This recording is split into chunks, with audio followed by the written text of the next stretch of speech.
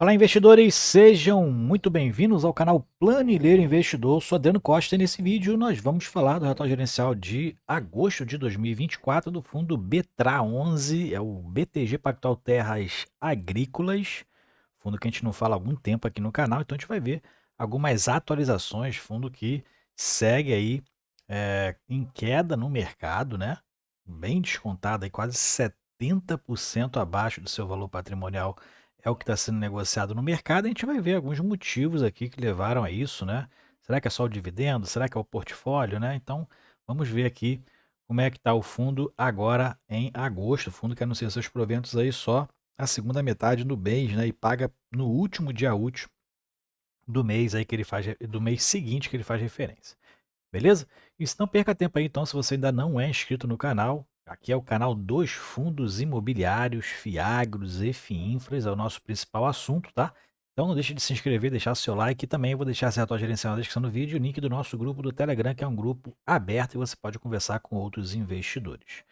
Vamos lá então, falar do BTG Terras Agrícolas. Bom, aqui ele começa com o objetivo do fundo, né? Então é rentabilizar e valorizar as cotas de longo prazo, é claro, isso aí é o objetivo de todos, né? Que é todos os fundos, mas esse aqui investe em terras agrícolas produtivas, seja elas rurais ou urbanas, ou em fase de transformação como forma de oportunidade, né? Então, dentro aqui do território brasileiro, o fundo tem seus contratos de cessão de direito real, corrigidos pela inflação, tá? Então, o fundo investe basicamente em terras rurais, não é Fiagro, né? Porque quando o fundo surgiu, o Fiagro ainda não tinha surgido dentro aí, não tinha sido regulamentado, né? Então, é um fundo que surgiu como fundo de investimento imobiliário, então segue as regras aí dos FIIs, tá? E aqui ele fala sobre como é estruturada aqui a questão dos imóveis. Então, tem ali a questão de opção de recompra do proprietário antigo do imóvel, que normalmente são imóveis dentro das modalidades atípicas, né? O próprio proprietário vende o imóvel e fica como inquilino, arrendado, né, ou alugado, e segue a sua produção. Muitas empresas fazem isso para aumentar o capital de giro, né? Então, essa aqui é uma das formas em que e a principal, na verdade, que o Betra realiza seus negócios, né, em relação ao seu portfólio, tá? Então, esse direito de recompra ele fica ali no passivo, né? E para que o antigo locatário, que é o antigo proprietário tenha direito, ele tem que aí estar em dia com os pagamentos, não pode estar inadimplente, né? Então, estando inadimplente, ele não pode exercer esse direito.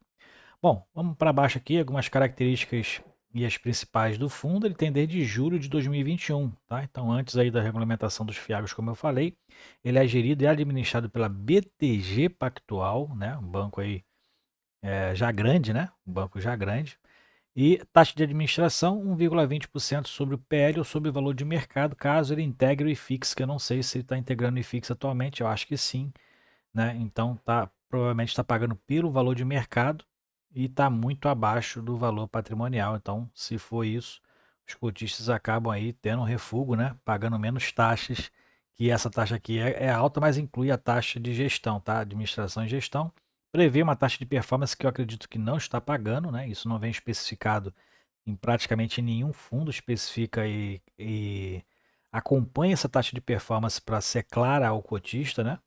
E é 20% do QCD IPCA mais 4% ou NTNB mais 2%. Quantidade de emissões, o fundo só fez uma. E mais para baixo a gente vê a quantidade de cotas, né? O código de negociação na bolsa, o prazo de duração do fundo, que é indeterminado, né? E é para investidores em geral. O que a gente vê aqui mais para baixo são os destaques financeiros. Olha como é que o fundo está bem abaixo do seu valor patrimonial, ó, R$ 146,01 a cota. Isso aqui final de agosto, tá? Mas em setembro a cota já está sendo negociada abaixo dos R$ 40, abaixo dos R$ 40 já nesse final lá já de setembro, né? E o que a gente verifica, o fundo teve uma redução em relação ao seu valor patrimonial, fez algumas negociações, algumas vendas, né? O fundo que tinha ali, a gente vai ver o portfólio mais para baixo, mas que tinha seis ativos no seu portfólio, onde só tem dois. A gente vai ver a característica dos outros quatro, quais foram vendidos, se teve algum problemático. e atualmente o fundo está com um valor de mercado de 154,9 milhões de reais, né? Muito, realmente muito abaixo. Isso está pior ainda agora no mês de setembro. O rendimento anunciado foi de 30 centavos, repetindo os meses anteriores, né? Que dá um dividend yield anualizado de 7,8%. Ainda tem pego os dividendos que ele anunciou lá no ano passado. Eu era cotista do fundo no ano passado, até novembro. Fiquei só 4 meses cotista do fundo, né? Tinha em torno de 30 cotas também, eram poucas. Mas ainda peguei uma fase que o fundo estava sendo negociado ali acima dos R$ 60 e pagando quase 60 centavos de rendimentos, tá? E eu saí do fundo com ele cotado a mais ou menos R$ 60. E aí foi ladeira abaixo, né? Ladeira abaixo aí no ano de 2024, tá?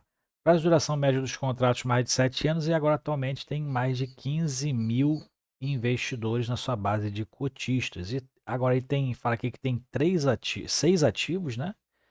Mas muitos aqui já foram vendidos, tá? Para mim isso aqui já está desatualizado. Dois já foram ali negociados, ele só tem agora detém 50%, né? Então tem mais ou menos 2,5 ativos e mais dois ele está em disputa judicial, né? O fundo não está ganhando nada em relação a esses ativos, só está realmente rentabilizando em 2 ativos, mais metade de um que acabou de ser arrendado, uma fazenda que a gente vai ver detalhamento mais para baixo. A média diária de negociação no mercado secundário está em torno de R$ 500 mil, tá? Os contratos, todos são contratos atípicos, né? Como eu falei lá em cima, e essa é a área total em hectares de terras. Aqui tem os comentários do gestor a respeito do resultado. Então, o fundo teve um resultado de 35 centavos no mês de agosto, tá? Na verdade, foram as receitas, né? Receita bruta, o resultado foi de 29, distribuiu 30, então utilizou parte aí do resultado não distribuído. A gente vai ver esse detalhamento um pouquinho mais para baixo aqui. O fundo tem resultado não distribuído a fazer ou ele está queimando caixa, né? Então a gente vai ver aqui e aparentemente parece que o fundo está queimando caixa, mas a gente vai ver um detalhe muito importante na leitura da DRE gerencial. E como a gente vê aqui, ó, o fundo tem distribuído 30 centavos desde dezembro, tá? Por coincidência, eu fiquei no fundo até novembro. Ainda peguei aqui o rendimento de novembro e saí em dezembro, tá? E aí, a partir daí, então, o fundo começou a distribuir 30 centavos por cota, né? E tá com essa distribuição aqui já desde dezembro do ano passado. Aqui ele fala que ele concluiu a venda da fazenda Tupará, ou Tuparã, acho que é Tupará, né? E arrendou outra metade. Ó. Aqui o comprador aí vai investir 15 milhões, que ele fala aqui no local. Já tem algumas modificações aqui, ó, parece que já arou a terra, né? Já limpou e arou a terra. E a intenção do novo locatário é aumentar a média de sacas de soja por hectare, em torno de 60. Então já começou a realizar aí, a preparar a terra, né? Para o plantio. Dentro aqui dos comentários a respeito do gráfico do preço, né, do fundo no mercado, né, do IFIX e do CDI, né? O fundo está muito distante, performando muito ruim. Aí uma despenca hoje quase 40% nos últimos 12 meses e está quase 70% abaixo do seu valor patrimonial. Aqui ele comenta algumas notícias a respeito dos mercados de grãos, né? Tem uma expectativa de queda de mais de 21% de milhões de toneladas em relação à safra anterior, a expectativa aí da colheita, né? Então, tem a expectativa de queda em relação à produção de grãos, né? Isso tudo é ocasionado, né? Principalmente pela falta de chuvas, pela seca e pelas queimadas que a gente tem visto aí Brasil afora, afetando bastante. Aqui também comenta sobre a queda do IPCA, deflaçãozinha, né? Que teve ali em agosto, mas já a expectativa de setembro está em torno de 0,15, tá? Positivo, inflação, né? Inflação em si. Em relação aqui ao pagamento dos proventos, a data base foi de 30 de agosto, como eu te falou, né? Ele anuncia bem tarde, né? Anunciou quase no final de setembro e paga no último dia útil do mês subsequente, tá? Isso aqui não me anima a voltar para o fundo, né? A data que ele paga é muito tarde e não me anima a voltar para o fundo por conta disso.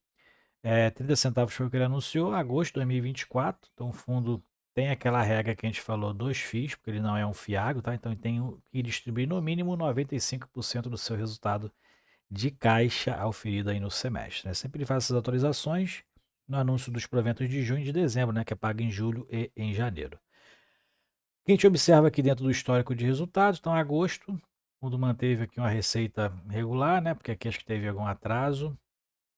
Aqui teve a receita financeira, a rentabilização do caixa, então, total de receitas 1.174.000, né? Despesa de quase 200 mil, resultado de quase 1 milhão de reais. O fundo distribuiu, então, 30 centavos, teve um resultado de 29 e utilizou parte do resultado não distribuído que ele tem ainda. Ó. Vamos ver aqui, né? No acumulado de 2024, o fundo segue distribuindo menos do que o resultado. Então, tá aqui, ó, menos do que o resultado. O fundo distribuiu 2,48 em 2024 e teve um resultado de 2,67, tá? Nos últimos 12 meses, o cenário é contrário, ó. O fundo distribuiu 4,46 e teve um resultado de 3,63. Distribuiu 23% a mais quando a gente pega os últimos 12 meses do que o seu resultado. Então, aparentemente queimando caixa. Mas quando a gente pega o acumulado desde o início, lá de julho de 2021, o fundo distribuiu 99% do seu resultado auferido. Então, o fundo não queima caixa, né? Tudo que ele distribuiu até hoje, historicamente, como a gente verifica aqui, foi em face do seu resultado. E aqui o que a gente vê é um acúmulo de resultado ainda por cota de 27 centavos aí de resultado a distribuir desde o início do fundo. Beleza? Bom, mais para baixo aqui tem o detalhamento por cota, aqui tem os ativos, né? Então, o fundo atualmente dentro da cultura, né? O tipo de ativo, a cultura lá é a soja é a principal 50%, milho 40% e algodão 10%, tipo de contrato 100% atípico e IPCA é o principal indexador e único, né?